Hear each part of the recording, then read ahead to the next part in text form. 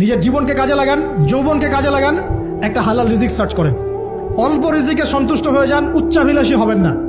উচ্চাভিলাষী হওয়ার দরকার নেই, যতটুকু আসছে আলহামদুলিল্লাহ, এটুকুর মধ্যেই সন্তুষ্ট থাকেন। পারবেন ইনশাআল্লাহ। সামনে যাবেন, আদর্শ পরিবার গড়বেন। পরিবারের মধ্যে ইসলাম থাকবে। পরিবারের পিতা হবে ইব্রাহিম, পরিবার সন্তান হবে ইসমাইল, পরিবারের স্ত্রী হবে হাজারা অথবা সারা আলাইহিস সালাম।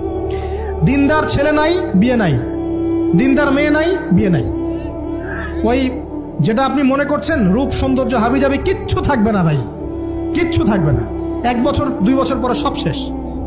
দিনদার স্ত্রী পাবেন, চোখ বন্ধ করে বিয়ে করে ফেলবেন।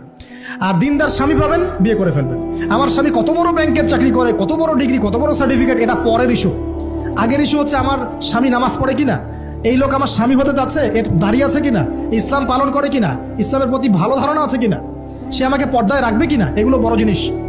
পরিবার গড়ব ইসলামিক ভিত্তিতে। ইসলাম নাই, পরিবার নাই।